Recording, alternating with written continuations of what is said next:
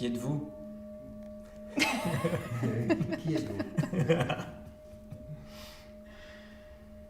Et je m'appelle Laurent, j'anime des stages de tantra, plus précisément de néo-tantra, j'expliquerai après. Et j'anime ça avec Laurence, ma compagne dans la vie, et ma co-animatrice préférée. Voilà, ça c'est mon métier. C'est un sujet très compliqué parce qu'il y a autant de tantra que d'animateurs de tantra. Le tantra, il y a des voies très traditionnelles.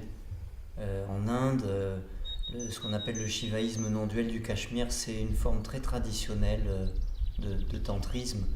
Dans le bouddhisme, il y a un des véhicules du bouddhisme qui s'appelle le Vajrayana, qui est le véhicule bouddhiste de tradition tantrique. Donc ça, ce sont des formes très traditionnelles avec des transmissions de maîtres à enseignants. Certains occidentaux ont pu aller se reconnaître dans ces traditions-là, mais il y en a eu d'autres qui ont senti probablement le besoin d'adapter cette tradition pour être plus accessible par les occidentaux. Et c'est comme ça qu'est né le néo-tantra. Et le néo-tantra, c'est pas si vieux que ça, on peut dire que ça date des années 70 à peu près. Et donc, ce que nous on représente avec Laurence, c'est un courant du tantrisme qui est comme une émanation nouvelle et qui peut parfois s'inspirer des branches traditionnelles du tantra, mais qui est une version tout à fait occidentalisée du tantrisme. Et c'est une version qui est matinée, en quelque sorte, de pas mal de toutes les techniques thérapeutiques qui ont fleuri en Europe et aux États-Unis dans les années 70-80. Moi, ce que j'ai envie de dire, c'est que en fait, le tantra, pour moi, c'est une voie que je trouve assez riche pour aller regarder comment je peux être plus fluide avec ce que la vie m'invite et parfois me demande de vivre. Comment par des pratiques à la fois de respiration, des pratiques qui invitent à regarder comment je vais interagir avec des propositions de la vie. Je vais pouvoir rester à la fois consciente, vivante, moi-même dans ce que j'ai à vivre. Et donc ce que je pourrais dire être effectivement aussi fluide que possible avec ce que la vie m'amène. Dans le tantra, il y a cette idée de pouvoir autant que possible accueillir toutes les facettes dont on est constitué.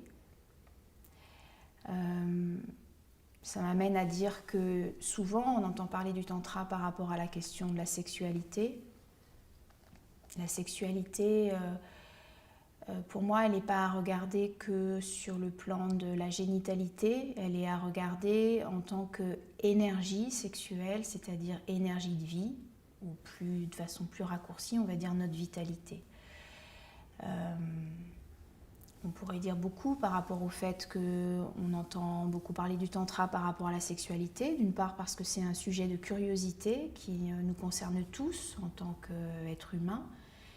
C'est un sujet qui comporte aussi des zones taboues, donc du coup ça éveille encore plus la curiosité. C'est aussi un sujet qui fait vendre du papier. Donc du coup souvent les articles qui sont écrits sur le tantra, ça parle de la sexualité. Et c'est un sujet qui est regardé mais comme étant une des composantes en fait de notre vie. Et donc dans un stage de tantra, dans le néo-tantra, on aborde cette question du lien à notre sexualité, mais comme étant une facette parmi beaucoup d'autres en fait. Et comment on peut être plus conscient du lien qu'on a avec notre sexualité. Moi je voudrais expliquer aussi en quelques mots quels sont les fils rouges qui relient un petit peu toutes les formes de tantra. Il y a une parabole qui est très très fréquemment utilisée dans le tantrisme, c'est la parabole des dieux hindouistes Shiva et Shakti. Et en fait, quelquefois, par extension, dans certains groupes de tantra, on va appeler les hommes Shiva et les femmes Shakti. En fait, on peut faire ça et c'est tout à fait ok, mais il faut se souvenir que Shiva et Shakti, ça représente deux choses très très différentes dans la tradition tantrique. Ça représente avant tout la conscience. Le dieu Shiva, c'est la métaphore de la conscience, et Shakti, sa consort, c'est la parabole de l'énergie. Et l'énergie, pour le dire dans des mots qui sont un peu plus compréhensibles par tout le monde, je dirais que c'est la vitalité. Donc on pourrait dire qu'un atelier de tantra, un stage de tantra, c'est un travail sur ces deux aspects de soi, que sont la conscience et la vitalité. Et bien entendu, ces deux composantes-là, elles ont une dimension aussi très ésotérique et symbolique. Mais le stage de tantra, il commence par des choses très très concrètes qui sont l'apprentissage pour les participants de comment je peux faire pour être en permanence, ou en tout cas le plus souvent possible, à l'écoute de moi-même, de mes émotions, de mes sensations, de ma respiration. Ça c'est vraiment la conscience. Et la conscience, elle a un sens parce que lorsqu'on commence à être conscient de toutes les manières dont on fonctionne, de tous les conditionnements, les programmes dont on fait l'objet, alors on se donne une chance de pouvoir maintenir toujours haut son niveau de vitalité. Quand on est conscient, on a des choix. Et en particulier, on a des choix dans la construction et dans l'autonomie de sa propre vitalité. Alors pour moi, la vitalité, ça demande une définition aussi, parce que la vitalité, c'est pas juste courir partout, c'est pas juste rire tout le temps ou être très expressif, ça peut être très intérieur, la vitalité. Pour moi, ma définition de la vitalité, c'est ma capacité à être en contact au maximum avec justement toutes ces émotions, avec mes sensations, avec cette respiration. Et donc à cet endroit-là, la vitalité et la conscience se rejoignent. Et c'est la parabole de Shiva et Shakti qui sont dans la posture du yabiyum qu'on voit quelquefois dans les traditions indiennes ou tibétaines, ces statues de bronze où vous voyez un homme en tailleur avec une femme assise, les jambes autour du tronc de l'homme. Et ça, c'est l'union de Shiva et Shakti, c'est-à-dire l'union de la conscience et de la vitalité. Et le résultat de cette union, c'est l'expansion de la conscience. Et le résultat de cette union, c'est également la perception qu'il n'y a pas de séparation. Et ça, c'est le dernier fil rouge de toutes les traditions tantriques, que ce soit dans le bouddhisme, dans l'hindouisme ou dans le néo-tantra occidental, c'est cette idée de non-dualité, ou plutôt même de au-delà de la dualité. La dualité, c'est quoi, pour être concret? C'est trouver que quelqu'un est beau ou pas beau, c'est trouver que quelque chose est bien ou mal. Quand on commence à introduire cette discrimination, on regarde la vie forcément par une voie étroite. Le tantrisme, c'est quelque chose qui va amener les gens à observer la vie, à accueillir la vie sous toutes ses facettes, comme le disait Laurence tout à l'heure. Et donc l'enseignement du tantra, c'est comment aider les gens à développer cette capacité à rester fluide avec les propositions de l'existence. Pour moi, amener le tantra dans mon quotidien, c'est comment, pour tendre vers cette notion d'expansion de conscience, comment je vais pouvoir me laisser un peu sortir de ma zone de confort, dans mes pensées, dans ma façon d'aimer ou de non aimer la vie, les choses de la vie, et par rapport à ma vitalité, de pas cliver mon regard sur les choses. Et ça demande pour moi une attention de tout instant. Et je me sens absolument pas arrivée par rapport à ça, parce que c'est pour moi une remise en question de chaque seconde. Moi j'aime bien cette idée de... le tantra, c'est quelque chose de transgressif. Quand le shivaïsme non-duel du Cachemire, qui est une des grandes formes traditionnelles indiennes du tantrisme, a connu son apogée au Moyen-Âge, en fait, à l'époque des castes et d'une société qui était tenue par les brahmanes, les tantrikas se sont inscrits pas en rébellion, mais en transgression par rapport à la société de l'époque. C'est pour ça que dans les rituels très connus, traditionnels, on retrouve par exemple la consommation de viande, alors que les brahmanes étaient végétariens. C'est pour ça qu'on retrouve par exemple la cérémonie de la sexualité, parce que la sexualité était déjà un sujet tabou à cette époque-là, en tout cas dans la société brahmanique dominante. Et donc le tantra aujourd'hui et en Occident, ça reste une voie de transgression. Et c'est ça en fait, quand Laurence dit aller au-delà de ses limites. Donc la transgression, c'est aussi comprendre qu'on est dans on est constitué, l'individu que nous croyons être est constitué de concepts, d'idées reçues, de programmes que nous avons reçus de notre environnement familial ou socio-culturel. Et pour moi, clairement, le tantrisme est une voie de déprogrammation de tout ça.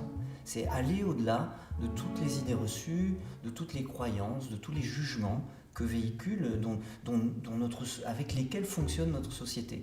Donc c'est quelque chose d'assez révolutionnaire, tout en étant quelque chose de tout à fait respectueux, parce que dans la voie tantrique, il y a pas de... on ne cherche pas à convaincre les autres qu'on a raison. C'est juste qu'il y a des gens qui viennent pratiquer le tantra et qui développent cette connaissance de la possibilité de transgresser. Le premier travail, c'est un travail justement de conscience, de commencer à regarder, mais au fait, pourquoi je fais ça ? Ou pourquoi je réagis comme ça quand quelqu'un vient me voir avec un sourire ?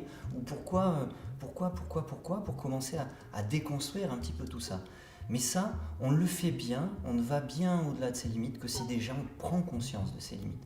Donc le premier temps dans la démarche du néo-tantra, c'est apprendre à connaître ses limites, apprendre à les exprimer, pour pouvoir, à partir de cette sécurité intérieure qu'on crée lorsqu'on est bien conscient, qu'on connaît à peu près comment on fonctionne, pour pouvoir justement aller dans cette transgression. Et c'est ça qui est pour moi génial avec cette voie, c'est que c'est d'abord une voie très respectueuse, mais en même temps une voie qui est complètement iconoclaste. Pour moi, cette transgression, elle ne peut pas se faire sans conscience. La transgression, ça ne veut pas dire dire qu'on va faire n'importe quoi, on s'explose quelque part, on fait fi de tous les interdits de la société. C'est pas s'exploser, c'est aller au-delà de ses propres limites, et y compris de regarder les limites que se pose la société, mais toujours avec la conscience. Donc tu disais, Laurent, que c'est effectivement déjà important de regarder ses propres limites, et pour que ce soit une transgression qui se fasse, je dirais, dans le lien, on parlait de cette notion de vitalité et de conscience, c'est que je suis quelqu'un de vivant, j'écoute aussi mes envies, mes impulsions, etc. Et en même temps, quelque chose qui est très important, sur lequel on porte de l'attention dans les stages, c'est apprendre à réguler, en fait, à contenir ce que l'on ressent. Si je schématise en fait quelques instants, et c'est probablement plus complexe que ce que je vais schématiser, mais voilà, c'est au moins une base de réflexion, c'est qu'on peut considérer peut-être qu'on a comme 3 grands niveaux à l'intérieur de soi. Il y a comment on regarde la vie à partir de nos pensées, qu'est-ce que je pense de la vie. Il y a le niveau du cœur, c'est comment je me relie à la vie, comment j'appréhende la vie à partir de mes sentiments. Et puis, il y a le niveau de la sexualité, de la vitalité sexuelle, et qui est comment je me relie à la vie par rapport à mes impulsions, mes attirances, etc. Et par exemple, sur cette histoire de comment pousser mes murs vers la transgression, si par exemple je me dis tiens, je suis face à une personne, et puis avec cette personne, qu'est-ce que je pourrais vivre ? C'est une personne que je ne connais pas, et que j'interroge ma tête, je vais me dire, ok, face à cette personne, qu'est-ce que je pourrais partager avec elle? Qu'est-ce que peut-être je pourrais m'autoriser à lui dire de moi? Qu'est-ce que je pourrais recevoir d'elle, etc. Et là, je vais avoir un certain niveau de réponse. Si j'interroge mon affectivité par rapport à cette personne, qu'est-ce que je peux vivre, partager, une fois encore, qu'est-ce que je peux peut-être offrir et donner de moi, qu'est-ce que je vais être capable de recevoir de l'autre, et je vais peut-être avoir un deuxième niveau de réponse à partir du niveau de mon cœur et de mes sentiments, mes élans émotionnels. Ouais. Et puis si je regarde au niveau de ma sexualité, je suis face à cette personne que je connais toujours pas plus et que je me dis, mais voilà, quels seraient mes possibles ou mes impossibles, évidemment, et qu'est-ce que je peux partager ou non avec cette personne quand j'interroge ce niveau-là. Et là, je vais encore probablement avoir un troisième niveau de réponse. Et en fait, par rapport au fait de s'interroger sur cette histoire de transgression pour faire grandir notre capacité à accueillir de plus en plus de facettes de la vie, eh bien, je crois important que quand on a 3 niveaux de réponse, eh bien, on puisse respecter le niveau qui est en train de dire la limite la plus forte, pour pas que les autres niveaux embarquent la partie qui a besoin d'être la plus en réserve, la plus en protection, que ce soit avec ma tête, mon cœur ou mon sexe. Et sinon, cette partie-là, qui ne sera pas écoutée finalement, qui sera embarquée avec les parties qui donnent une réponse plus ouverte, plus disponible, eh bien, elle va être débordée et blessée. Et le problème du débordement et de la blessure, c'est qu'on va probablement recréer plus de murs que d'ouverture.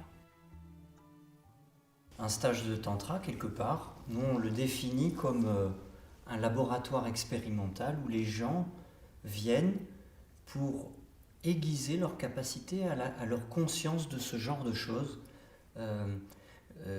et dans l'objectif de maintenir un lien toujours plus important avec leur vitalité intérieure et à devenir de plus en plus autonome. Parce qu'il y a une chose qui est importante aussi, c'est que bien souvent, notre capacité, notre besoin d'aller vers les autres, notre lien avec les autres, notre lien dans la sexualité est souvent nourri beaucoup par l'extérieur. Et on a peu d'autonomie, que ce soit affective ou dans la sexualité. La sexualité des hommes, par exemple, pour donner un exemple très concret, beaucoup en Occident est basée sur le fait de faire. L'homme doit donner du plaisir à la femme. Ça, c'est un conditionnement terrible par rapport à la sexualité, que ce soit pour les hommes ou pour les femmes. Et du coup, c'est important de prendre conscience de ces choses-là pour pouvoir aller vers un état où il y a plus de... où moi je suis un être qui est capable de s'autosuffire sexuellement, et quand je vais vers l'autre, c'est pas pour nourrir un besoin, un trou sans fin, mais c'est pour partager quelque chose dont je suis déjà riche. Donc ce qu'on cherche à stimuler dans les stages de tantra, c'est l'autonomie, que ce soit affective, relationnelle, y compris sexuelle. Et il est important de dire que le tantra, du coup, quand on en parle, on pense tout de suite à l'idée de sexualité. Mais le tantra, c'est pas ça. Je peux vous donner 2 exemples de pratiques qui sont terriblement impliquantes et qui n'ont rien de la sexualité, en tout cas génitale, de ce qu'on considère comme la sexualité génitale. C'est par exemple une pratique dans laquelle je partage mon regard avec cette femme pendant un quart d'heure sans détourner les yeux. Parce que ça, c'est transgressif. C'est pas ce que vous faites si vous êtes parisien quand vous prenez le métro le matin. Quand vous croisez les gens, on ne regarde pas longtemps les gens dans les yeux. Donc le tantra va jouer avec des formes de transgression, mais je ne voudrais pas donner l'impression que la sexualité est la seule transgression possible. Tu voulais donner un deuxième exemple ? Oui, mais c'était pas un bon exemple, donc je ne vais pas le donner. Je me suis laissé embarquer parce que je voulais juste donner un autre exemple de méditation de la tradition tantrique en fait, mais que nous utilisons aussi dans nos ateliers parce que c'est quelque chose de magnifique. Une des plus belles pratiques du Vijnana Bhairava Tantra, c'est quelque chose comme inspire, expire et pénètre l'instant entre l'inspire et l'expire. Voilà, ça c'est une méditation tantrique. Et vous voyez très bien qu'on est assez loin de ce que les gens peuvent fantasmer sur un atelier de tantra. Et ça, c'est une méditation très pratiquée parce qu'elle permet à un certain endroit de prendre conscience de cette idée de non-dualité, de non-séparation, qui est la croyance que toute cette conscience et cette vitalité qui sont en nous ne sont pas séparées du reste de l'univers. Et ça, c'est la partie ésotérique du tantra, mais elle est aussi importante parce que pour aller dans cet endroit de non-jugement, d'acceptation de l'autre tel qu'il est, sans chercher à lutter, d'acceptation de ce que la vie propose, il faut être capable d'intégrer profondément cette idée de non-dualité. Et donc, le fait ok, j'inspire, c'est la vie, j'expire, c'est la mort, et je pénètre l'instant au-delà de la vie et de la mort, entre inspire et expire. Et c'est un exemple de méditation tantrique que je voulais donner pour rappeler quand même que certes, c'est du développement personnel, mais c'est aussi une forme de spiritualité. Pour résumer quelque part, le tantra, c'est avant tout l'école du respect de soi. Pas tellement des autres, parce que respecter les autres, ça voudrait dire déjà connaître comment les autres fonctionnent. Et moi, j'en sais rien comment. Même Laurence, qui m'accompagne, je ne sais pas comment.